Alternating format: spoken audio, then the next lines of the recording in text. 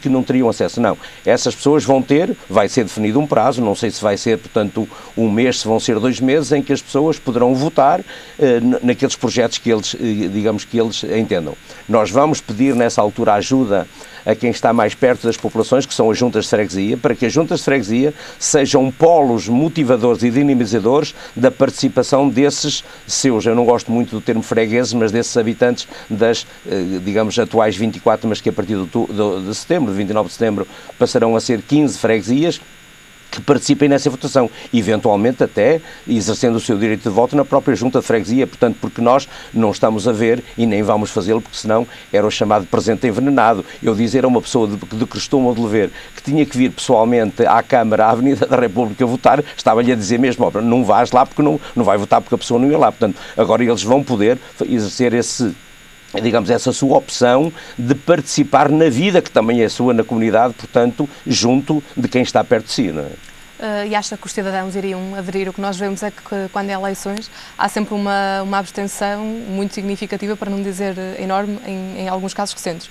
Acha que as pessoas quereriam, ou a maior parte da população de Gaia iria votar efetivamente nesse tipo de projeto? Olha, nas últimas eleições autárquicas em Vila Nova de Gaia, a abstenção foi na ordem dos 40%, passou qualquer coisa. Mas nós não podemos entender isso como um facto consumado.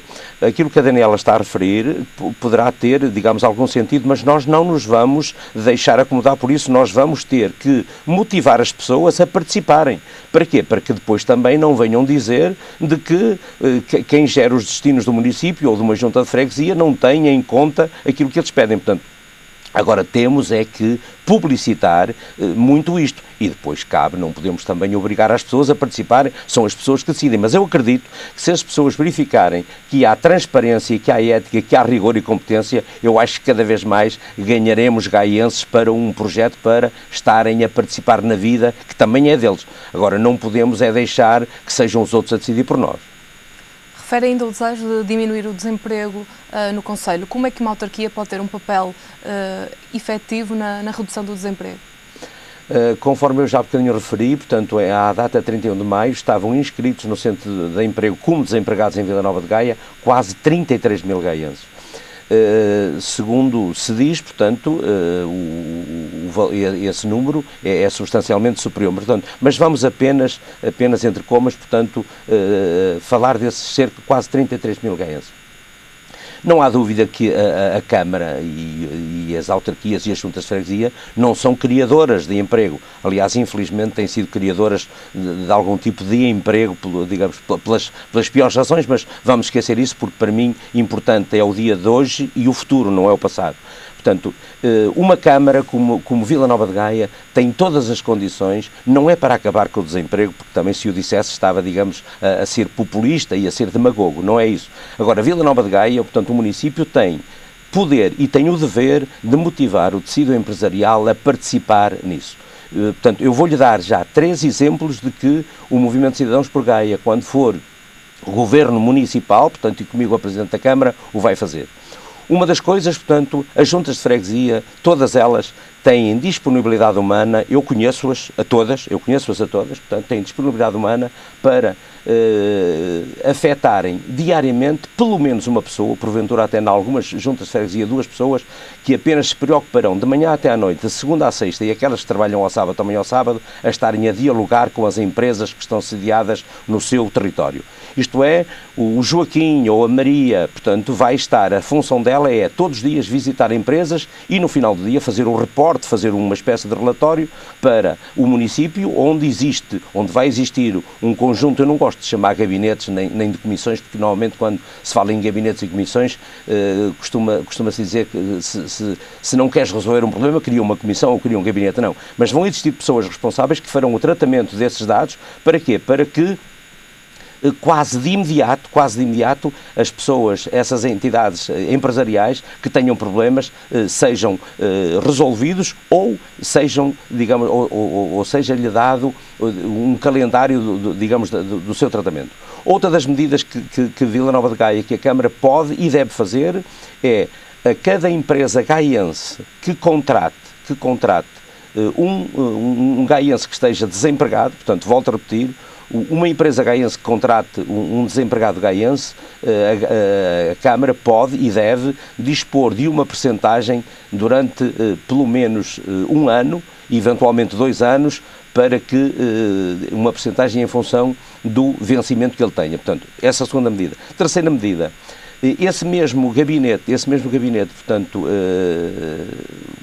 esse mesmo responsável, portanto, que vai, portanto, fazer o tratamento da informação que recebe das 15 freguesias, portanto, serão pessoas com conhecimentos suficientes para poderem facilitar a vida aos empresários. Isto quer dizer o quê? Quer dizer que se um empresário quiser, por exemplo, fazer um investimento e recorrer, portanto, ao CREN, e se não tiver estrutura suficiente, escusa de ir contratar, portanto, uma entidade externa, e a Câmara, porque a Câmara tem técnicos excelentes, alguns estão na prateleira por motivos que não serão os melhores, portanto, e que pode dar essa ajuda. Outro ponto ainda, portanto, e é o último, de motivar o tecido empresarial, e eu quando falo no tecido empresarial falo desde a agricultura, falo da pecuária, eventualmente floresta, falo de indústria, falo de serviços, comércio e até ao turismo. Portanto, para nós não haverá dentro da chamada economia nenhum setor prioritário, porque é provável que alguns se consiga fazer rapidamente, portanto, mexer com o tecido empresarial, e outros demorem mais algum tempo. Portanto, mas nós também temos, a nível, por exemplo, do IMI, eu neste momento não lhe posso dizer qual é a nossa ideia em termos de taxa do IMI para o próximo ano. E porquê? Porque os prédios, a maior parte dos imóveis foram todos reavaliados no ano de 2012, e neste momento a base sobre a qual vão incidir as taxas de IMI são diferentes, portanto, eu não sei se com isso há margem para poder aplicar uma taxa intermédia, ou se uma taxa mínima, ou se uma taxa máxima. Mas é outra das formas também para motivar os empresários a investir e a contratar desempregados em Vila Nova de Gaia. O endividamento da Câmara de Gaia é muito conhecido e até mediático. Não assusta a possibilidade de vir a estar à frente de uma Câmara com um buraco das contas da dimensão que é conhecida? Olha, Vila Nova de Gaia, portanto, à data de 31 de dezembro de 2012, eu quando falo Vila Nova de Gaia falo no município e nas empresas municipais, teria uma dívida na ordem dos 360 milhões de euros. A pergunta que me faz se me assusta, eu digo-lhe sim e não. E porquê? É evidente que eu gostava que a dívida fosse apenas de 100 milhões, que era mais fácil de tratar. Mas pode crer que não é a parte mais difícil de resolver. E então vamos... Porquê? Não é por eu ser economista, portanto, porque há pessoas que sabem fazer as contas ainda melhores do que eu. Agora, a questão que se levanta é esta. Aos atuais credores da Câmara de Gaia, eu considero que se a Câmara tiver uma postura de rigor e de transparência, de falar com eles olhos nos olhos e dizer-lhes assim: eu devo 10 milhões, mas eu só tenho hipótese de pagar em 4 anos, eu penso que qualquer credor aceita. Mas tem que se lhe dizer isto e explicar porquê. Não é ter esse tratamento com uns e para outros paga-se atempadamente, como tem acontecido muito na Câmara. Portanto, nós sobre o passivo que tivermos quando tomarmos posse, temos que falar, com os credores, não vamos falar com todos. Porquê? Porque a quem a Câmara, por exemplo, dever, vou-lhe dar apenas um exemplo que não é rigoroso, portanto, mas é fácil a Câmara pagar a todos os seus credores que tenham créditos sobre a Câmara, inferiores, por exemplo, a 10 mil euros. É relativamente fácil. Agora, porquê? Agora temos é que fazer o tratamento a quem a Câmara deve valores importantes. Portanto, outra das coisas, por exemplo, para esse passivo, a Câmara vai ter que, além de falar com eles, vai afetar património municipal que não esteja afeto à atividade municipal, volto a referir, património municipal que não esteja afeto, portanto ele será alienado e será todo canalizado para pagar aos credores. E Vila Nova de Gaia, portanto, comigo, a Presidente da Câmara, no primeiro ano, em 2014, vai pagar, digamos, das compras que fizer, vai pagar a 120 dias, No ano seguinte, portanto, em 2015, vai pagar a 90 dias, em 2016 a 60 dias e em 2017, no quarto ano de mandato, portanto, a 30 dias. Portanto, nós temos hipótese de o fazer. O que a Câmara vai herdar e que herda e que tem que pagar, como é lógico, temos é que encontrar e vamos encontrar mecanismos com eles. Portanto, mas é olhos nos olhos, não é dizer-lhe assim, olha, eu vou ver e pago-lhe para a semana e depois andam a criar expectativas aos credores e depois os credores, portanto, isto é uma espécie de bola de neve que nunca mais, digamos, se resolve. Falando com as pessoas, mas falando abertamente, tendo, digamos, rigor, tendo transparência e tendo ética, tudo se resolve nesta vida, especialmente, digamos, a isto, porque qual é a alternativa que os credores têm? Agora, o que os credores querem é saber que a Câmara lhe vai pagar em janeiro 10, em fevereiro 10, em março 10, porquê? Porque aí preparam as suas tesourarias para estar de acordo. Agora, se promete a um credor dizer-lhe, eu em janeiro vou pagar 10 e depois não lhe paga nada, acho que isso não tem sentido nenhum, digamos, não funciona, portanto, isso é um nome muito feio que eu não gostaria aqui de aplicar. Muito brevemente, antes de terminarmos, se vier a ser eleito Presidente, qual vai ser a sua primeira decisão? Qual é a primeira preocupação? O que é que faria em primeiro lugar?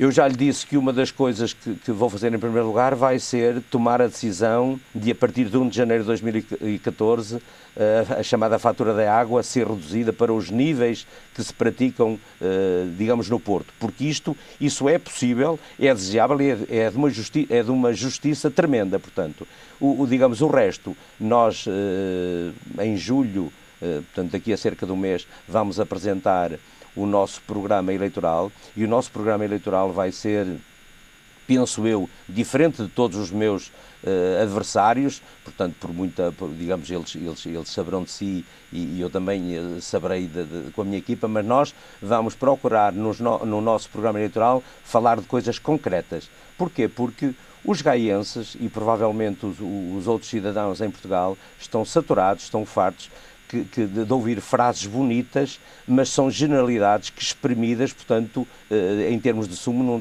não dá quase nada. Portanto, nós vamos dizer que no primeiro ano de mandato vamos fazer isto e isto, depois no segundo isto, aquilo e aquilo outro, e mais. E a transparência é tão total, portanto, que nós, se não cumprirmos, todos os eleitos na minha lista vão ter que entregar uma carta junto do Presidente da Assembleia Municipal de Vila Nova de Gaia a renunciar irrevogavelmente ao seu mandato no caso das promessas da nossa lista não serem cumpridas dentro daquele calendário que vai ser definido. Portanto, nós não vamos dizer que provavelmente vamos fazer isso, não. Nós vamos dizer que no primeiro ano de mandato fazemos isto e não faremos aquilo, no segundo, etc, etc. Portanto, é transparência e ética a tratar com os cidadãos.